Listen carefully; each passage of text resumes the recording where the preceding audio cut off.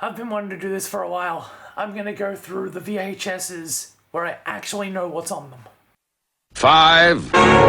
My nan had these coloured Mr. Bean videos, which we just called the coloured bricks. There was a red one, black one, blue one, and orange one. I think she was missing one of them. We always thought, like, she definitely had the black one, because I know exactly which episodes were on it. She definitely had the red one. She definitely had the orange one. I think she was missing the light blue one. But these were, like, infamous because of that. Like, there was this one video missing, but we knew there were these 4 colours. I came across one while I was in an op shop. So just for evidence, that's pretty much what it looked like. I think it had the library on it as an extra episode, because back in videos, they could tell you that, like, an extra episode was a behind the scenes or a additional thing. Like, you usually got 1 episode per volume. Let's double check that. Yeah, the library not previously seen on television. That's how they get you in, whereas now I've got the DVDs, and the DVDs have every episode on them. We have... Oh, do I go one or the other? No, let's go this one. We have HR Puff and Stuff. And you'll notice it says live. So this isn't an episode of TV. This is a stage production they did where there's a bunch of acts early on. I wouldn't be able to tell you the names of any of them, except I know the Brady Bunch come out in coloured clothes singing Rolling on the River. And then the rest of it is a HR Puff and Stuff show. Most of what I remember is Witchy Poo and some guy playing Frankenstein and a magician called Hoodoo the Great, or Hoodoo the Terrible, but he says Hoodoo the Great and then everyone's supposed to boo him. That's all I remember from that. Like, I remember it being scary, but not too scary. The Brady Bunch kids, Johnny Whittaker, so and Jack Wild. So Johnny Whittaker is the guy who sings Friends, friends, friends, all you need to got the friends, friends, friends, internet's friends, if you can't go wrong, everybody needs friends, friends, friends. And as an adult, it's quite boring. As a kid, I was like, who are these people? Where's HR Puff and Stuff? What is this? And I think it's just, you know, at the start they had a bit of a variety thing and it was a good way to hire some different performers. And he's not bad, just, you know, it's a weird mix. It's a weird mix for a HR Puff and Stuff show. Like, there's a bunch of, like, really short and tall people doing, like, a ladder sketch and they're trying to paint. So I remember those more than I remembered the HR Puff and Stuff live show, which is weird. We have ABC Showtime. Now, as a kid, I was like, yeah, there's all these children's performers. Everyone remembers Don from Play School, Mr. Whiskers, and then a bunch of other, the Hooly Doolies. So this has a bunch of, like, children's performers in the 90s ABC boom, which is my era. I grew up on ABC Kids. I'm just so attached to the 90s. That I know if I had control of the ABC and ABC Kids, my ideal ABC Kids would just be what it was in the 90s. Just bring back Play School, Bananas, Pajamas, Sesame Street. But, like, I'd put it back to Sesame Street that we had in the 90s.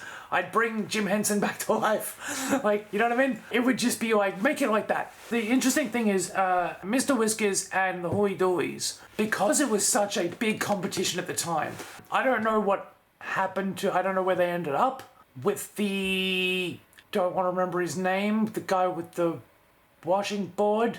It's hard now looking back at that 90s boom and trusting that the entertainers who aren't around anymore were trustworthy at that time. I don't know. Apart from that guy, I have no reason to assume the rest of them were like that. But now with the Nickelodeon stuff, it's like, I would bring back Hey Arnold, Rugrats, that kind of stuff. But behind the scenes, children's entertainment seems a bit dodgy.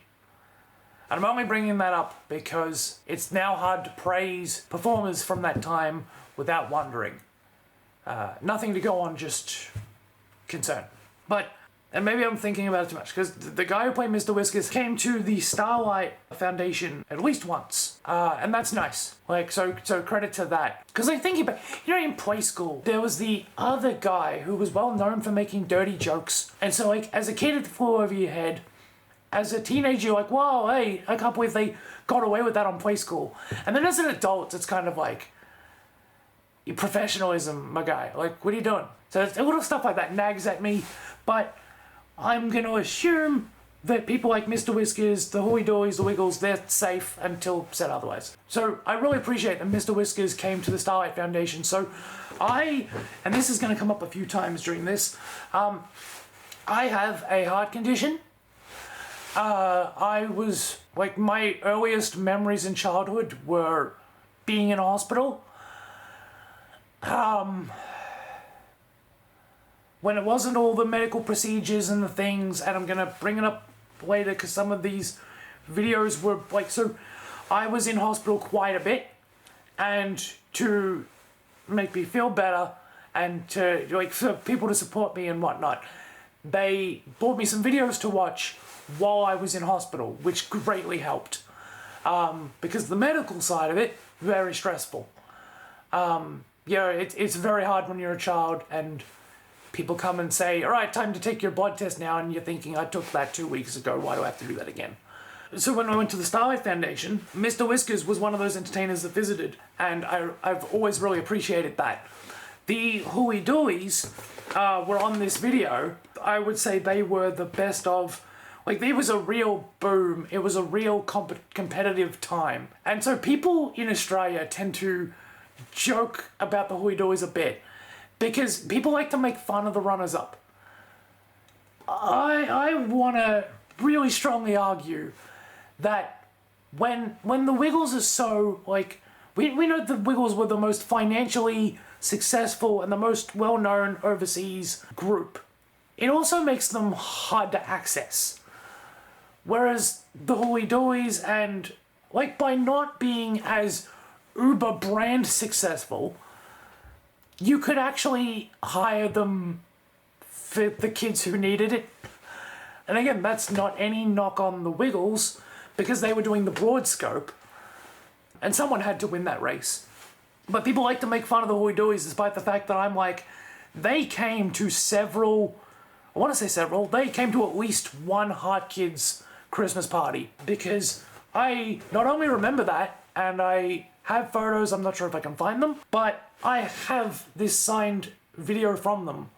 So I know I met them at least once. Like, the photos prove it, but this. So like that, I really appreciate that the Hooey Doolies came to the Christmas thing. And so I had this ABC show time of them. But it always baffled me because I'd seen in the ABC trailers and some video clips somewhere that the Wiggles had definitely done a show during the showtime, but they're not on here. And then during an up shop, I found the other one. Weirdly, they're not on the cover, but it does on the back say, get ready to wiggle. Like, they're on there. So, for whatever reason, ABC Kids did two shows and split them, which to me was like, why wouldn't you have the Hooey Doolies and the Wiggles work together? Why would you split them and create that competition by proxy? The idea of this was that everyone was working together to make ABC Kids as popular as it was. So to splinter them is an odd choice to me. But yeah, that's having that signed, and I remember the Christmas party they were at. It was quite good. Here's the thing though. I want to say that, you know, I still have the Wiggles on video, and this really shows my age. I should, hang on, 1 second.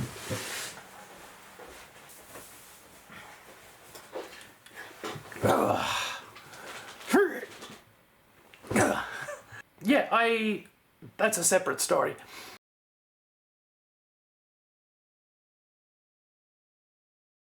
So I have the Wiggles videos, and I have quite a few because obviously I grew up in the 90's, so I grew up with the Wiggles, that's that one. And then I had the Wiggles movie. I gave it away on impulse to a cousin, and then after a while was like, I want record that I had that. So I bought another copy, and there it is.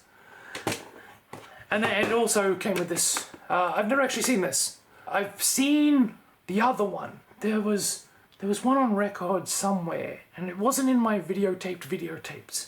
But it was the one, it was like Wake Up Jeff, the live show on video.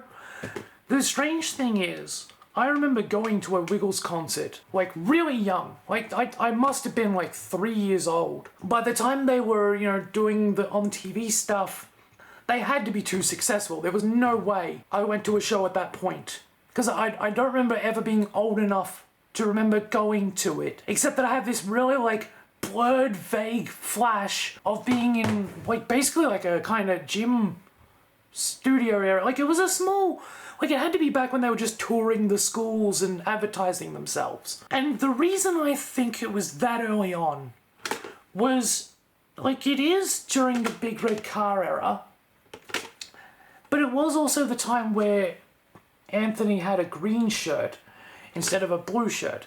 And I have a shirt of that too. Like I've got a big red car shirt. I couldn't decide which one to put on. The thing about this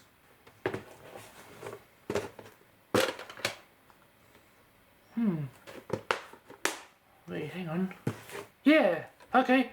No, it was even earlier. In Yummy Yummy, Murray signed it. But only Murray. Like it does then say down the bottom, hi Brenton. I'm gonna assume that's the Wiggles. Like that little drawing, like there's a little part of you that goes, sometimes parents sign stuff and none of it ever happened. But I remember being at an event and they used to say that they don't sign much because the amount of time it would take, the money it would take, they were too popular, etc. As far as I'm concerned, one of those is at least signed by one of the Wiggles. And I don't care if it's real or not. One of my great goals, if it ever possible, would be to get the other three to sign it. I'm not even, like as much as I'm saying it's great that I've got the signatures, I'm not a big signing person because I met them or I didn't. And obviously it's been signed and I don't remember the physical signing of it. So it's more just like whoa, look at that, that's cool. As opposed to like, I've got a few signed things, but the important thing was like, I guess that moment of acknowledgement. I don't necessarily need the signature with it. It's nice to have it. But on the same token, like I've met a few people I was inspired by, and I find like I relate to their art. I relate to I was inspired by the Wiggles, but I don't know them as people.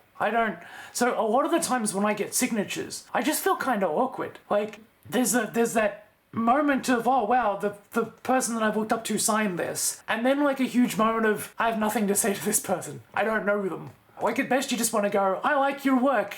So I guess from like a fame perspective, I used to have like a lot of idols and a lot of people to look up to. And more I've understood, I think too with the whole Pixar Buffy situation, the more that comes out with what celebrities actually get up to in Hollywood and things like that, it's become more safer to just appreciate what people do as a job without having to pretend that those people are my friends or people I would personally like or anything like that. I do think celebrity culture has severe downsides, and I've just more and more gotten comfortable with the idea that I like their work and I don't know them. What I mean is like, I'm not as enamored by I want to meet that celebrity as I was. Because what would I do with them? It would be great to run into them for 5 minutes and have a chat, but I would want it to be an organic chat with people I have stuff to talk about with, and not, I like your stuff, sign my thing, move on kind of situation.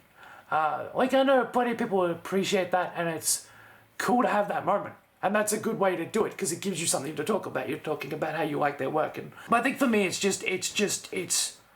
more a peace of mind. I would love it if the Wiggles signed that, and I had that, and I could be like, in my lifetime, my 90's idols met me for a bit, and like, what a moment. But if it never happened, I wouldn't be like, I live for that. Like, I'd want to just have my own stuff, and if I naturally encounter them, I naturally encounter them. Or if they saw this somehow and went, oh, we'll do that. I'm like, cool, great. I would be very excited when that happened, but I'm also not, I'm not hanging on it, and I sometimes tend to be so excited about it that I'll just feel shy and awkward the whole time and then feel like I wasted it. So it would almost work better to meet in a professional setting than it would as a fan. That's, I think, what it is. I appreciate them as a fan and as a professional looking up to other professionals. But I think it gets blurry when fandom becomes, they are my friend. I would love to hang out with them.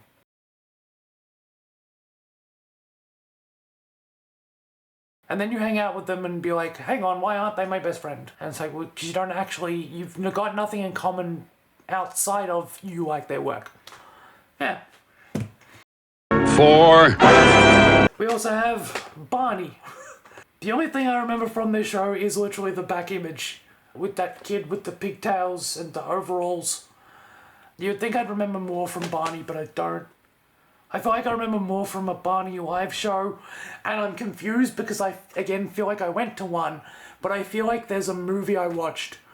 I feel like I had a video, which isn't here, of a show of his. Maybe it was this. Maybe they cut to special show only for home video. It's very confusing. Because again, I'm like, maybe I went to a live show with Barney in it, or I watched a video of a live show and confused the two. Not sure. So I'm not entirely sure what's on this. I'm sure it was... Oh, hang on. No, it's coming back to me. I remember the 1, 2, 3, 4, 5, I caught a fish alive, whatnot. It's coming back to me. I'm getting flashes. Yeah, it's just... I think it's just them at a school. I'll never watch it again, but hey. Alright, let's do these ones. We have Barbie and the Nutcracker. This is an interesting one, because I've seen this quite a few times. The fact that it's starring in her first movie. People joked about with the Pokemon movie. Like, they knew it was the first one. Storytelling. Storybook bonus. Yeah, but I remember this story from beginning to end. I did not realize, and this comes up a lot, I did not realize that the rat was voiced by Tim Curry, I'm pretty sure. Because from this, so this was actually probably my sisters. I keep stuff more than they do. So I would watch this movie with them. In primary school, I referenced it, and one of my friends recognized the reference. And it was like a joke of like, you got that from the Barbie movie. I'm like, yeah, I did, yeah, what of it? I don't know, when I was a kid, I liked Saddle Club, Mary-Kate and Ashley, Barbie. There was the social thing of that's for girls, but I was just like, who cares? I don't... Like, what, that means I shouldn't like it? Go away. But with this, recently I was like, wouldn't it be funny if I watched all of the Barbie movies in order, but as a story structure, someone who likes, I can't say the word analyst. As someone who enjoys story structure, what if I watch it as if I'm genuinely like a professional, like, not as a critic, like, because obviously it's for kids and it's Barbie and it's not, I'm not looking at it like it's gonna be a piece of art. But what if I went in with the absolute, like, best case intentions, best framing, and tried to defend each one of them of how the story works. Like, analyze it without ripping on it. And my partner, who also enjoyed some of the Barbie movies, and knew that I'm a fan of Cheers, Frasier, and Friends, mentioned that there's a Barbie movie with Kelsey Grammer and, I'm sorry, I forget the name, the lady who plays Janice from Friends, playing the most annoying villains you've ever seen. And I was like, great, I'm gonna watch them.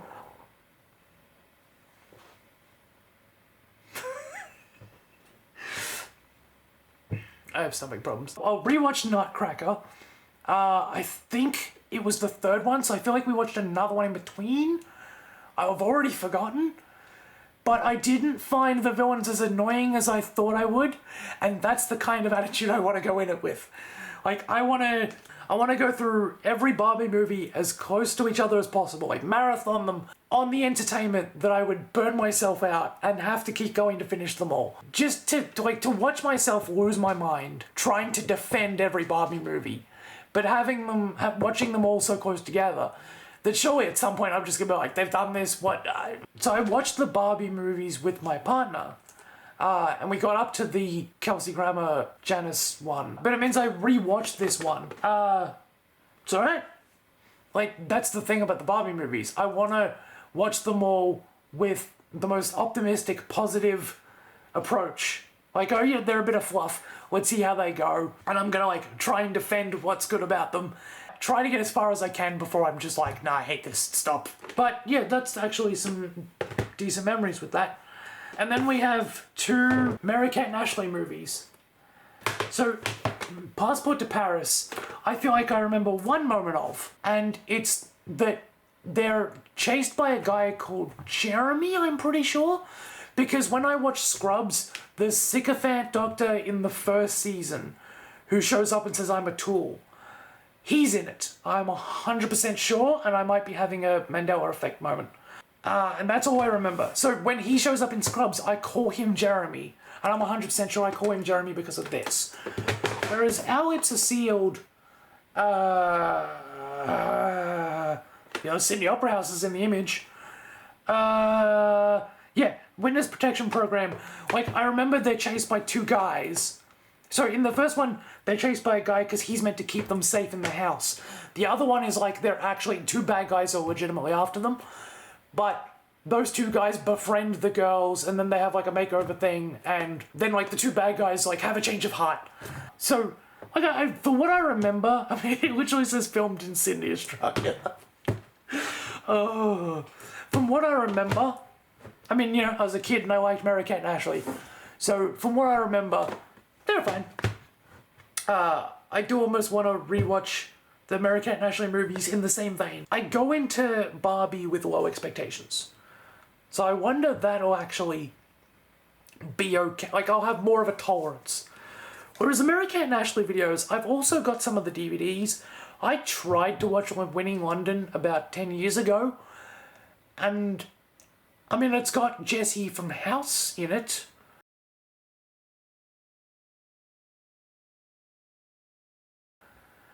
I think.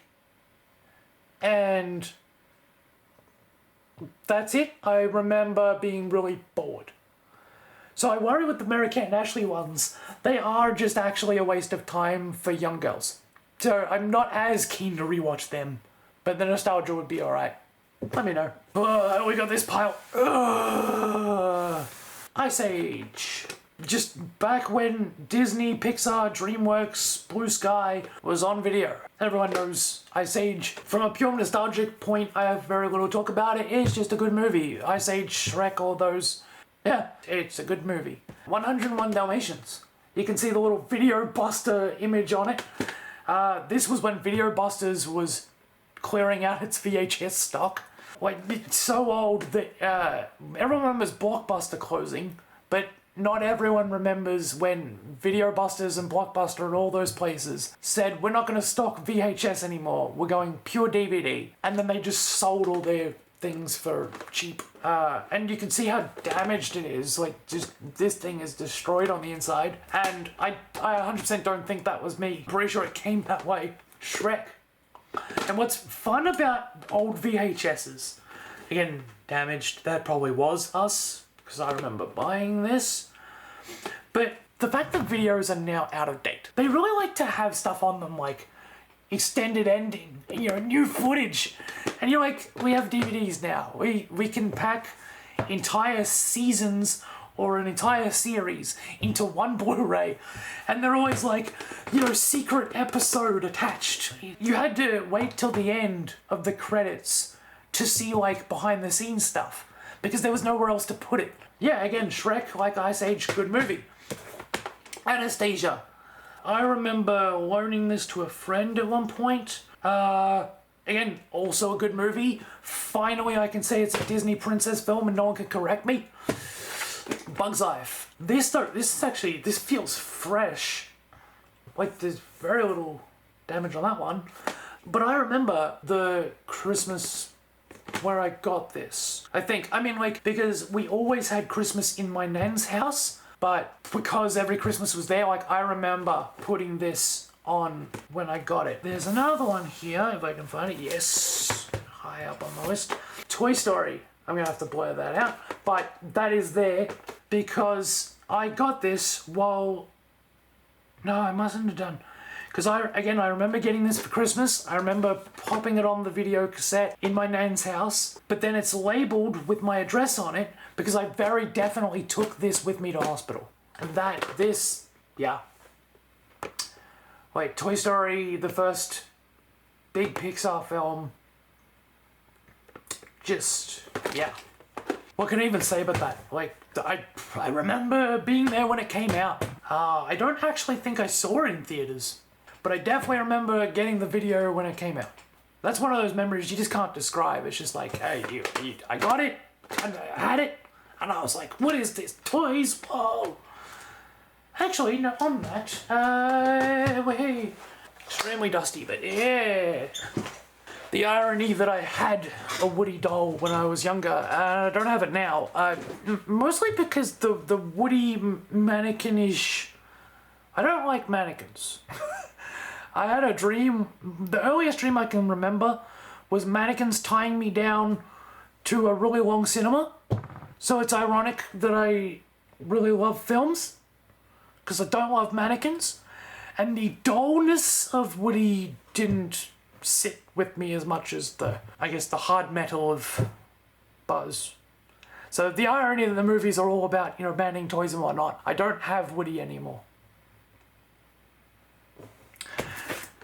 Finding Nemo, I don't remember owning this. I think I bought it from an op shop. It's too new for that to be, yeah. Snow White and Seven Dwarfs. Again, extremely damaged. I like the gold trim in the title. But this thing is battered. Special edition features rare behind the scenes archive footage. Yeah, like I remember getting to the end of the credits of the movie and then watching like a Walt Disney thing where he went through, he had like little Seven Dwarf things. Yeah. Also on that, my nan had Seven Dwarfs and Snow White and these things. Yeah. I just have a bunch of knickknacks on my desk. When my nan would visit, she bought me my own set of the Seven Dwarfs. I don't know where they went. Because some things just went, well, I had ADHD. A lot of things ended up in the garage. Like, I just lose them and they'd end up in boxes somewhere. Like, I had a Pokédex, like the original 1990's Pokédex. And I lost it like 4 or 5 times and then refound it in a box in the garage. And I don't have it now. Because I just kept losing it. But this, like I'm pretty sure we got this when they were selling videos for cheap. The only thing about VCR is like, yeah, I'm never gonna plop them in a thing again. It's just the cases for prosperity. Beauty and the Beast, I know I bought this from an op shop. I remember doing it. It was pretty much this year or last year. Like, the years go by fast now, the older you get. But I definitely didn't own this until recently. I just like the shiny and the special edition and I looked it up, it's not expensive. They always say look for the black diamond ones, but I think that's just hyped up because it's not how much you think it's worth, it's how much you sell it for. And I don't tend to sell things because I like collecting things that aren't worth anything because I don't have to worry about that. I don't have to worry about when I'm going to sell it or whether I'm going to sell it. Just own what you like. Again, Peter Pan, we got the same sticker down there. This one I know one of my uncles or aunties bought it for me while I was in hospital. And people bought me quite a few things. I know my nan bought me some Power Ranger toys I've still got. But I distinctly remember that one of my aunties and uncles came in to buy me something and someone else had already bought it. And I couldn't keep my mouth shut. I just kept being like, I've already got that, thanks. And they're like, oh, that's okay, we'll get you something else. But after like the 3rd time, I wasn't catching on. Like the first time, sure. Be like, oh, actually, I already got that. Sorry, but I still appreciate it. Sorry about that. I was a child in hospital. I didn't have the nuance to say I appreciated it anyway. But like after the 3rd time of being like, haha, I got that too, it became funny to me. And I was being rude. But yeah, so eventually, I know my dad sorted it out. Like, just went out and got stuff. But at the end of the day, they were all supportive and it was a rough time. Mulan, same labeled. I remember too, the hospital had Hunchback of Notre Dame on video. So I remember watching that in hospital. I don't remember enjoying it. That's more of a one that as an adult I was like, why don't more people talk about this? But I think it is because Hunchback is a lot darker for a Disney film and works a lot better as I can't believe they got away with this as an adult than it does for a child, I think. Winnie the Pooh, again, the little video buster, and it's so faded.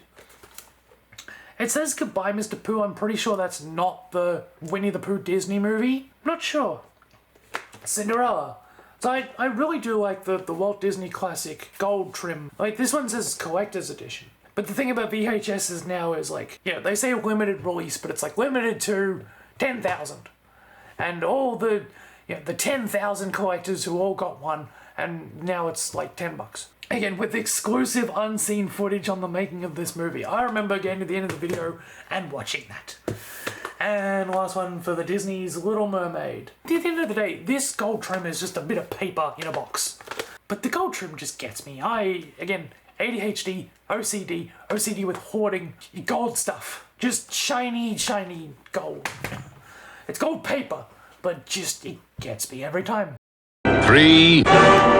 We have 3 high five videos. High five, Summer Rainbow. This is the one I probably remember the most out of these 3. The fact that in my head right now I'm singing the songs. I've been living in a rainbow, living in a rainbow, colors everywhere. So, Star Dreaming. There's something to be said about children's shows that get you ready for bedtime. Like, they've always, you know, Bear in the Big Blue House has the goodbye song, or the goodnight song, or whatever it is. My brain automatically plays the songs. If you could record what's in my brain, you'd have a fresh copy of the song. Then, like, What's in the Box had the goodbye song. Like, they're really good at being like, hey, the show's over, but, you know, children don't know how to manage their emotions well, and we're gonna, like, prepare you for the show to end. And A Star Dreaming, I think, is one of those ones that they definitely have a goodnight star song, and that's all I remember from this. I will listen to it on YouTube. I still listen to Wiggles songs as songs. You know, everyone's always like, oh, they're a cute band for kids, and I'm like, yes, they are. It's probably because I have ADHD, like neurodivergence. I still listen to them. But I've always argued that, like, no, the reason they were as popular as they were was they weren't a kids band first. They were in marketing and, like, obviously that's what they were. But they were a real band called the Cockroaches, who then transitioned to children's music. So it's a real band playing songs for kids. Not like High Five or Barney would be, where they were manufactured products by companies sold to kids. The people in High Five are real singers, but High Five itself was made by Channel 9 to compete with the Wiggles. Whereas the Wiggles were 4 guys with the passion for music. And Move Your Body, but I have no attachment to it. George of the Jungle. Yeah, I really enjoyed this movie, and I will probably do a video on it one day. Probably won't age the same way as an adult. And I remember the sequel came out, and I was like, bah, awful. But the original, the monkey voiced by John Cleese, Brendan Fraser lifting up a lion, and the bouncing off a tree. Like, I could recite so many. The bad guy falls in poop. Here's the moment where we throw our heads back and laugh. Ready? Ready! Like, I could probably quote most of the movie off the top of my head. George wanting to get coffee because the advertisement told him to. He's like, no, Ursula told me to stay here. He's like, no, you should go walk in the city. Who, me? Yes, you. Okay. Looney Tunes. Double box. This was a rare one. I went to Queensland Warner Brothers Movie World and only recently realized it's Warner Brothers Movie World. I thought it was just Movie World. And, you know, when I think becoming an adult is learning that when they say Movie World, they mean the movies that studio owns. Which is why Universal Studios has their own theme park. And Disney has their own theme park. Like, I knew there was a Disney World, but they didn't call it Warner Brothers World. They called it Movie World. So I thought it was all the movies.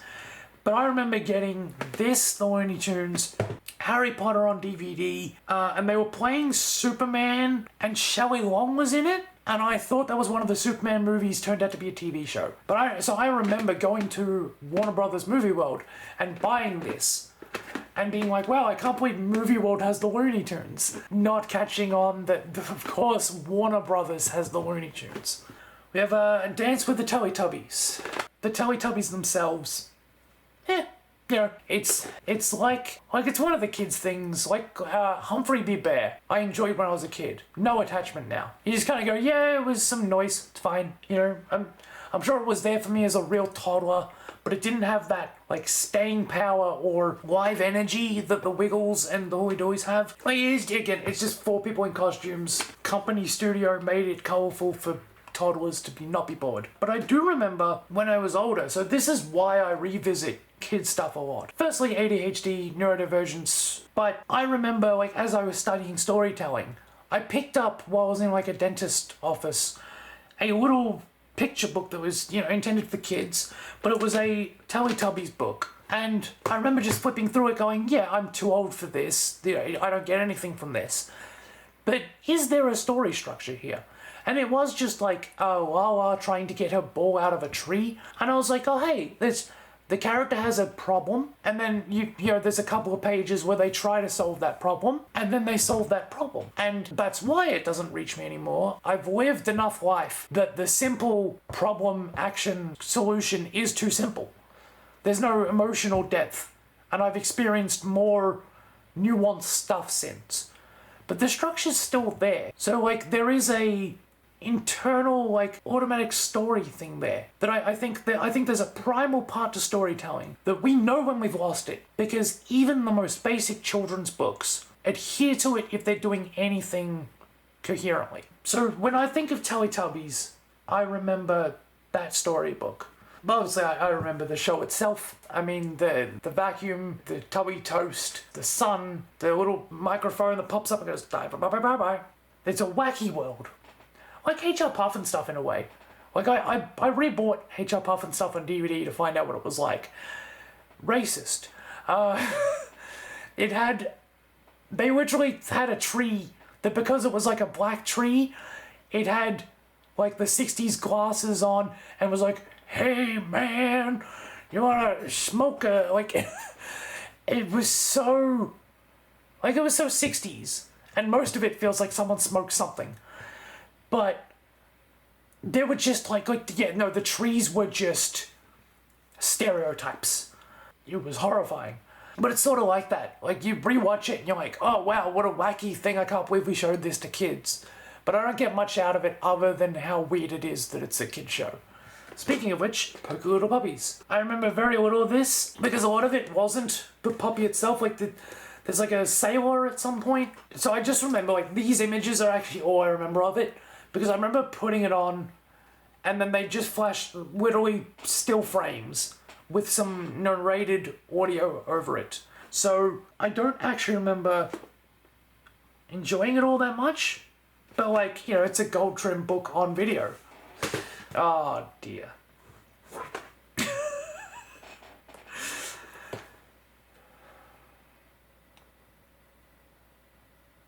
The tweenies. The thing is, right, like, when I was younger, they were fine. I never loved them. My cousin had a video game of them on her computer. Like it says, with 23 brilliant songs. I bet they're brilliant.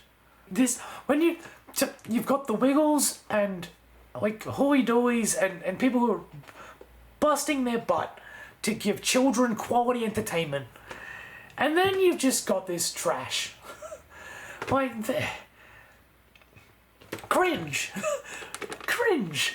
You know, like, when I was a kid, we liked them enough. You know, because kids don't look at this and go, wow, how horrifying. They just go, what's some colourful characters? But as an adult, you're just like, what is this? And I remember, like, you know when you get these vague images that are very blurry.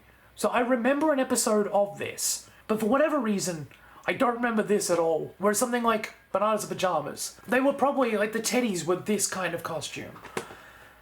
And I still just remember more of it because, again, I'm going to argue, there probably were stories in the tweenies, but Bananas and Pajamas just had more heart to it. That feels like a company product. Paddington's Alphabet Treasure Hunt. Again, I don't remember any of this. But hey, Paddington. I have since come across... this at an antique store.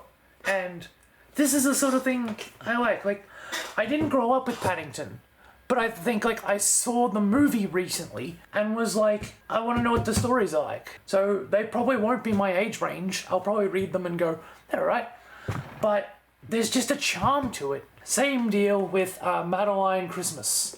So this I don't remember as much. But I did rewatch the Madeline recently because I'm going to England soon, and I used to watch Madeline and learn some French. So, like, I didn't think it would be a great way, but I thought, like, hey, Dora Explorer teaches people Spanish. Surely it'll, like, refresh my brain a bit. And it did. Like, there's some general basic French, it's for kids.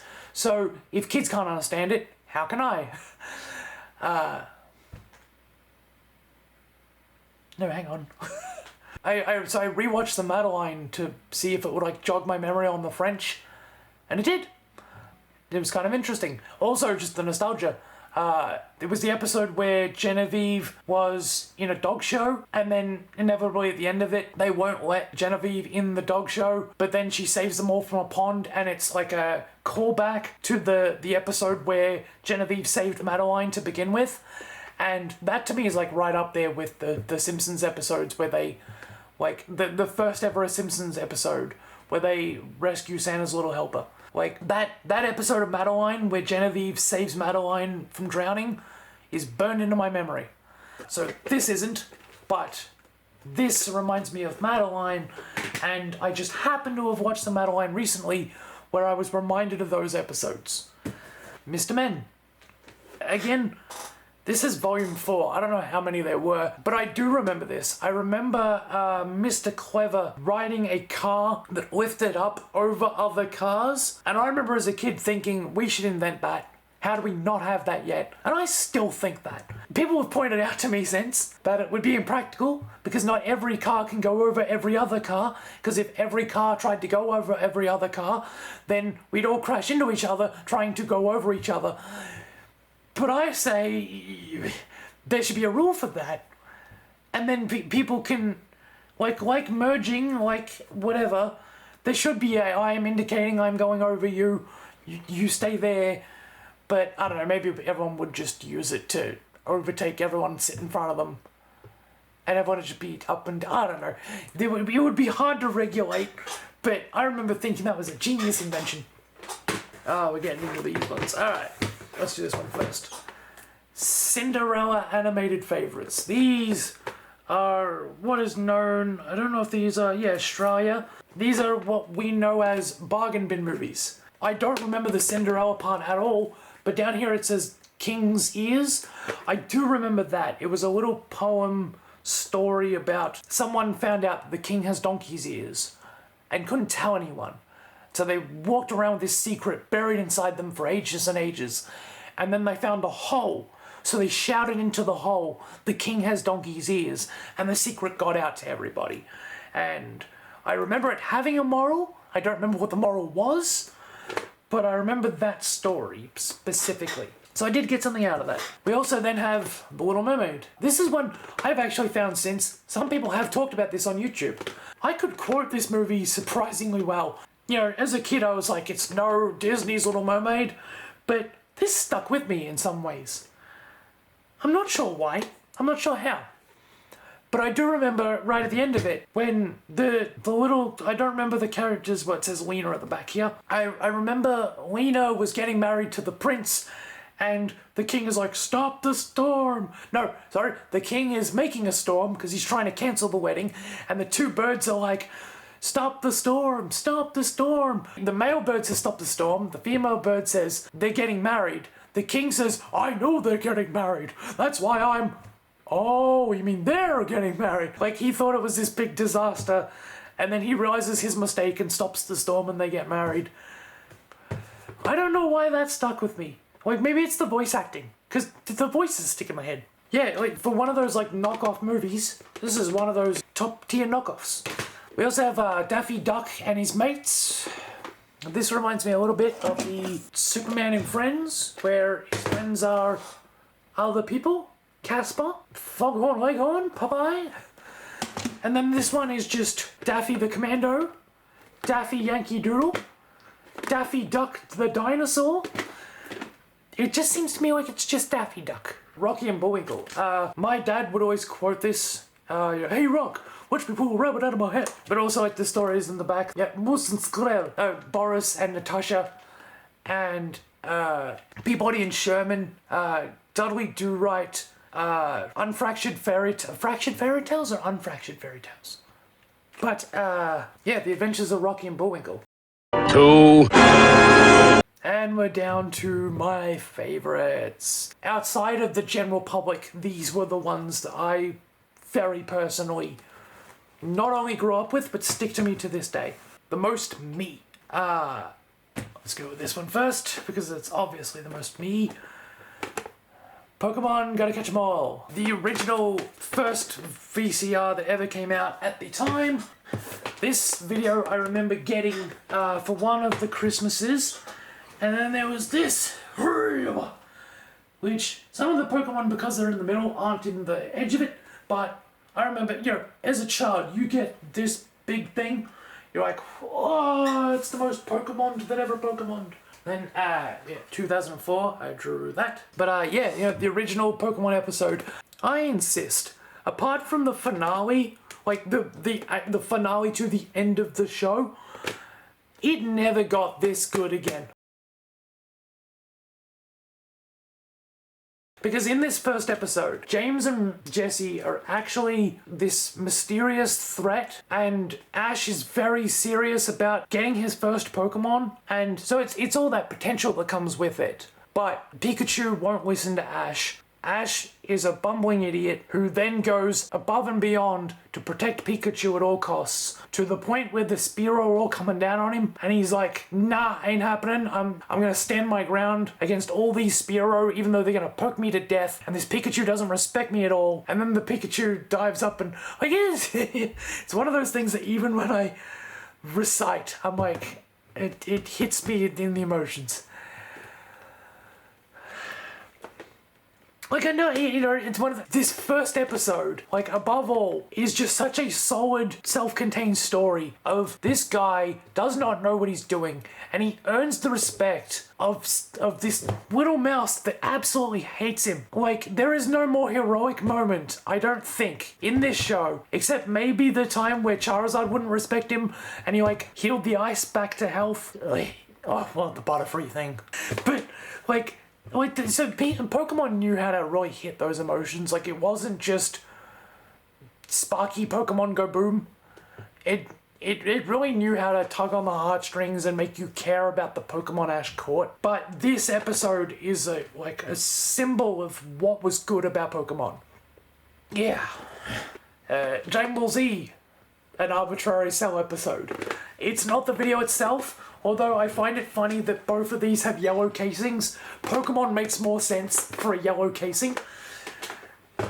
But this I got back when they used to, you get your show bags, and they'd actually give you actual stuff. Not just, like, there were stickers as well. There were the sticker books and the drawing and whatnot. But, like, they wouldn't give you a DVD these days. There's no way. They're not giving you anything solid you can resell. Now it's all junk. The festival show bags. We also have the Power Ranger movies. So this is also a strange time in life, because there are plenty of people who say, you know, Power Rangers Mighty Morphins is what they recognize. I am a 90's Turbo kid. And so it was a strange continuity for me, because imagine trying to teach a child who, you know, they recognize the faces, but they don't really understand that the Power Rangers are different people. Like, they're all just, it's a person in a mask. But you have Power Ranger Turbo out on TV. And I remember watching the new cast and being like, yeah, it's Cassie, TJ, Justin, Carlos, and Ashley. And being like, these are the Power Rangers. I like these people. There's that weird episode where they're all robots and his face comes off. And the one where Cassie's friend turns into a dog. But, you know, for the most part, they were the Turbo Power Rangers, and Turbo Power Rangers is what I knew. I figured that's what it was. And then here's the Turbo on VCR, and I'm like, but who's this guy?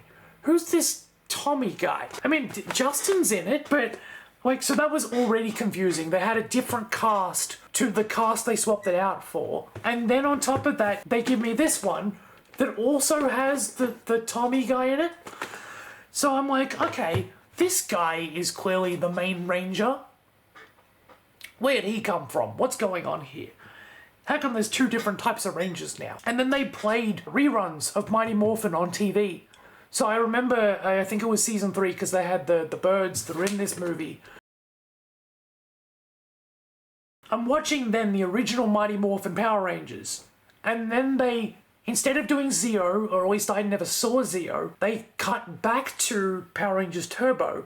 But from the start of the season, when the Rangers went from from Zeo to Turbo. So, like, I caught up, and then I understood there were the original Turbo Rangers changed into the ones I knew. But it meant that, like, I always had the nostalgia for the Turbo Rangers. Even though, as a kid, I learned in context what the Mighty Morphin Rangers were.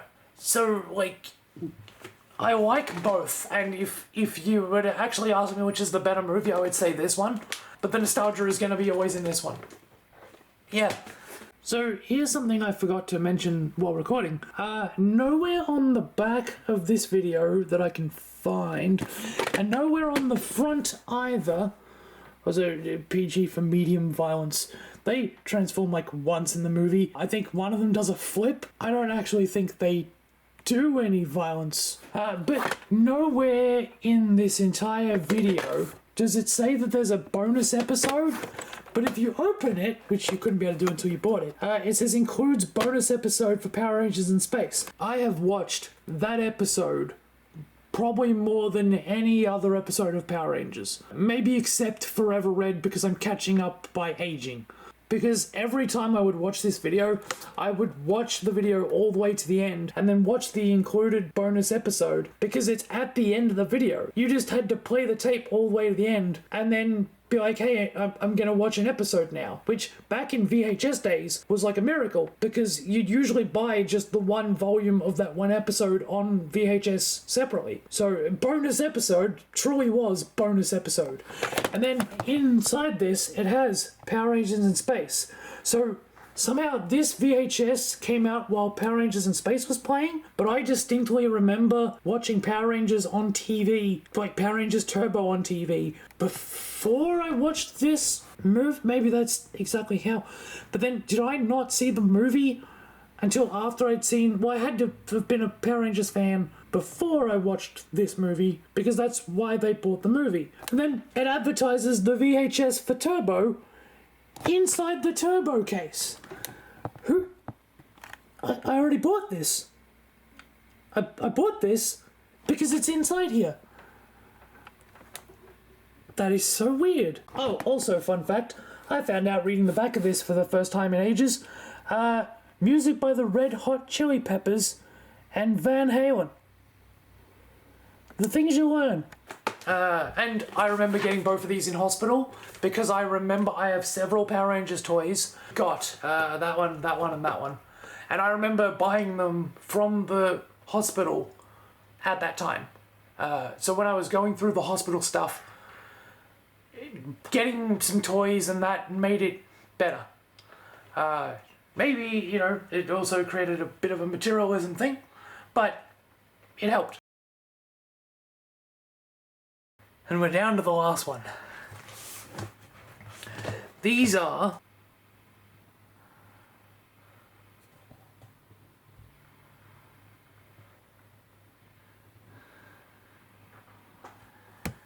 Thunderbirds. Thunderbirds 6, Thunderbirds Episode 6, The Mighty Atom, Thunderbirds Great Rescues, and Thunderbirds Great Disasters. What I learned from this above all, Thunderbirds might be a show where people are like, oh, there's not much character in it, there's not much character development. They've all got personalities in a way, but they're not very... They don't explore the characters, they don't explore their characterization or anything like that. There's little snippets of it, like you get to know them at the end, but it's not about that. Like, I never really go into Thunderbirds being like, where's the emotional depth? Where's the philosophy? Because it's a rescue show. The whole point of it is people are in danger, the Thunderbirds come and rescue them. And while that might seemingly make it predictable, what this actually taught me is the show has a very clear structure. Like, they very much ramp up. It wasn't just, oh no, help us, there you go, you're saved. It was like, oh no, we're in danger, we'll try and save them. Oh no, that made it worse. Oh no, we'll try this other strategy. Oh, that didn't quite work, we got close, but it got, oh, well, what if we try, yeah, we finally saved the day. Like, it really ramps up the tension and stakes. Thunderbirds does really well at putting people in really impossible situations and then using tangible machinery, because the show was very practically done, using tangible machinery to get them out of it. A lot of that is to do with the music. I'll talk about that more in depth when I do a Thunderbirds video, but this taught me that they really thought through how they get in danger, how they up the stakes as high as they can, and then how the Thunderbirds go about trying to solve the problem and their communication skills and actually trying to get them out of danger. And what it actually showed was more often than not, the Thunderbirds try to get them out of danger, but get themselves into danger in the process. Like there's, I'll get more into that when I do a Thunderbirds episode. I'm not, you get it. So now we're gonna go through each one. So I have 10 videos from my uncle who owned these and said that I could have them because I used to watch these when I was young. He took me to when the Thunderbirds live action movie came out. He took me to that. My dad had Thunderbirds toys that I accidentally destroyed because I had no care or understanding. That my dad and my uncle all loved Thunderbirds. And he had these videos that I watched, and for a long while, these were the only episodes of Thunderbirds I saw. Volume 1, Security Hazard. This is where a kid ends up on Thunderbird Island, and that is a security hazard. He's not meant to be there, he now has all the information, and the Thunderbirds are meant to kind of take care of him until he can go back home, and instead they take the opportunity to tell him all about their operations. And it's an excuse as a clip show to show what each Thunderbird can do, and it's a great idea for a volume 1. The trick is, I never had the full episodes, so I saw the Thunderbirds save everyone within 5 minutes, and be like, wow, what a good rescue. But the real episode is they rescue the people, and then end up in danger themselves. Like, they show the Thunderbird 3 episode where he goes up into space, and they help a space rocket return instead of flying into the sun, but then Thunderbird 3 can't turn around. Whereas in Security Hazard, he saves the day, they all turn around. Like, they just cut the second half of the episode and show Thunderbird 3 turning around. So my mind was blown when I finally got Thunderbirds on DVD and watched every episode in full and was like, wait a second, Security Hazard was just a bunch of other episodes cut short? Whereas for this, I just thought that's what the rescues were. Episode Volume 2. Mr. Hiram J. Hackenbacker. Brains' real name. One of those, like, Thunderbirds trivia things. You know it because you really followed Thunderbirds, or you don't care. I remember nothing about this, except for the fact that his name is Mr. J. Hiram J. Hackenbacker? Yeah. It's the episode famous for saying what Brains' real name is. Or alias. No, hang on, that's an alias. Vault of Death. I like this one. Parker tries to break into a bank, and just Milady being this upper class duchess. These seem like really basic Thunderbirds facts that I should know. It's the My Fair Lady in reverse, where Penelope is this upper class lady and Parker is her servant who used to be a criminal, and I don't remember if it's volume 3 they go into it, but there is an episode of Thunderbirds where they talk about Parker's criminal past and how his friend escaped from the prison. It's just a fun ride, but watching Parker use his skills to break into the vault. Yeah, these are puppets. People tend to dismiss Thunderbirds as that super marionette puppet show from the 1960s. It doesn't look all that real. And I insist that the music, the title sequence with the thunder flashes and the real explosions and the real tension that the music and the editing creates, you feel the time crunch. It's a real ticking clock show. Volume 4, The Martian Invasion. The one that establishes that the Hood can somehow psychically control Kirano, or at least make him roll on the floor for a bit. As blasphemous as this might seem, I like what they did in the Thunderbirds movie with the Hood's powers, where he actually has some kind of psychic ability, and the reason he can communicate with Kurano is they've all got that, and thus Kurano's daughter, but of course his daughter has those powers and can stand up to him. What is this guy with psychic powers doing in a machine rescue show? It's mostly because Thunderbirds was at the same time an espionage show, and the Hood wants to espionage their information, but the psychic powers and the... yeah. Volume 5, The Man from MI5. I remember nothing about this. Volume 6, Attack of the Alligators. The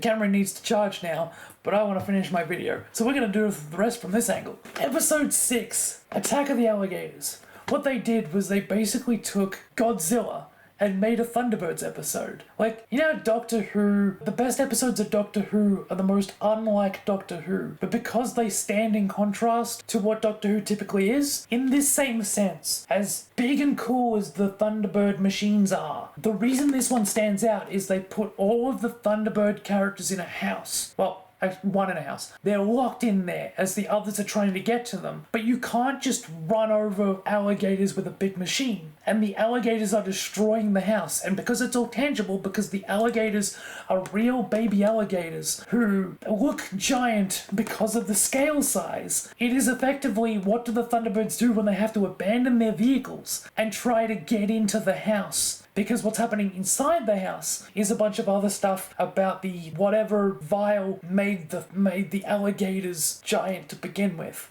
So it's a monster movie as a Thunderbirds episode. If you watch any episode ever, please watch this one. If you ever watch any episode of Thunderbirds, this is the one to watch. It is really, really good.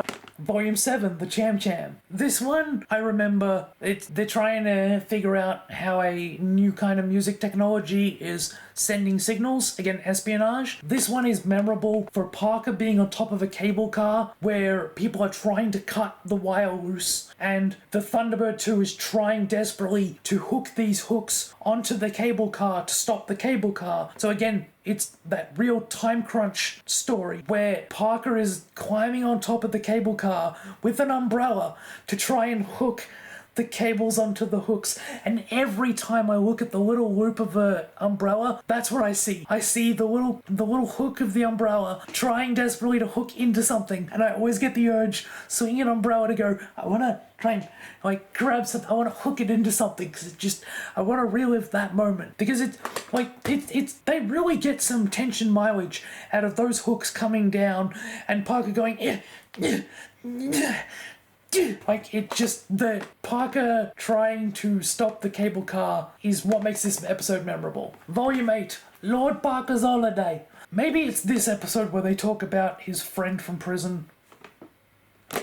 Volume 9, The Duchess Assignment. This one, there's an old lady playing the spinning, I forget which gambling thing it is, the roulette spinning thing. 17 black, 17 black. I don't go gambling because ADHD, but if I did, the other thing I remember is that the Duchess gets kidnapped, put into a house, and then they have to drill a hole and they have to hold the house up because it's collapsing from the fire. But then they have to drill, because she's under the house somehow or something, I don't know. And they have to use the mole or something to drill in and rescue her from underneath. And I just remember the visual of the wall cracking and the mole seeping through. So it's episodes like these where, because it's made by real puppets and tech, because the explosions are real, everything feels tangible. Even though the puppets look fake and people have made jokes about there's the Thunderbird sketches where they can't walk right,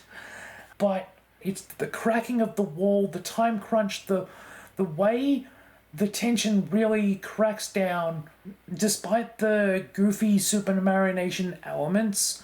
They worked really, really hard to get around that. Like, I liken it to Wallace and Gromit, that you might watch the old stuff and it's still beloved, but I can imagine new audiences might watch the old stuff and go, what's this really off clay model thing? And To the same with the Thunderbird puppets. I'm like, sure, their faces aren't very expressive, their movements aren't very expressive, but the music and the tension and the tangibility of the scenario around them, the real danger that is present by, if you just, the suspension of disbelief, if you imagine them to be real people, and they've done their absolute best to make Super Mario Nation lively, them rescuing people and their attempts and their trial and error just really has the stakes. The stakes are really strong in the best episodes of Thunderbirds. And number 10, I'm now gonna completely contradict myself. Number 10, Moving Your Dead, is a story about how Alan and his grandma get captured, put on a bridge, and they have to sit there while Alan recounts how he ended up there, which is boring, and they sit there until one of the Thunderbirds comes across with a little fan thing. They jump off, he catches them with the fan thing, and they're safe. 1. So, Attack of the Alligators, some of the episodes in Security Hazard, there's quite a few really, really great episodes of Thunderbirds. Moving Your Dead is not one of them. And that's it. Those are my VHSs from when I was young. Yeah. Power Rangers, Thunderbirds, Pokemon, Dragon Ball Z, these are my childhood inspirations. And I hope, like my other VHS video, it gives a good indication of what I grew up on. Thanks for watching. I'll lean over here so you can see my mess, and I'll cover it with some videos that you should watch. Bye. Colors all around me, and no one has to care. Colors everywhere. Let's go.